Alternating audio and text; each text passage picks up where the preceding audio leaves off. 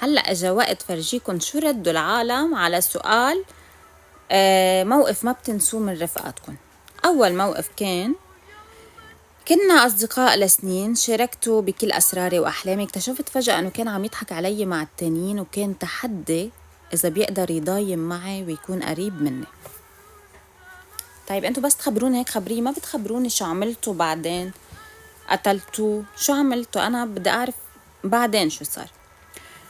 بأشد لحظاتي ضعفا اتصلت فيهم لطلب المساعدة. ضحكوا وقالوا إنهم مشغولين. بعدها بأيام شفتهم عم يحتفلوا بدوني وكأن شيئا لم يكن.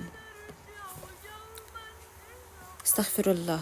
كنا نخطط لمشروع العمر، وبس بس اجت الفرصة قدموا العرض باسمهم هن، وعرفت انه الثقة كانت خديعة. فيني افهم شو قصتكم بالخيانة بالشغل؟ ليه بتاخدوا افكار العالم تروحوا بتعطوها لحدا تاني؟ سوري بس انه انتو كتير صايرين هيك بلا اخلاق بهيدا الموضوع.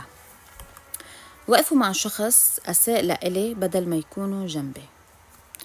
أخدت مني حبيبي اللي كان صار لي زمان بحبه، وألفت عني قصص مش مزبوطة. رديلا الصعصعين. يلا احكي معه لهيدا حبيبك وخبريه عنا قصص مش مزبوطة ورجعيه لإلك، وبس يرجع قليلا لك حبيبي رجعلي، وبعدين تركيه. اوكي، بشوفكم سؤال جديد.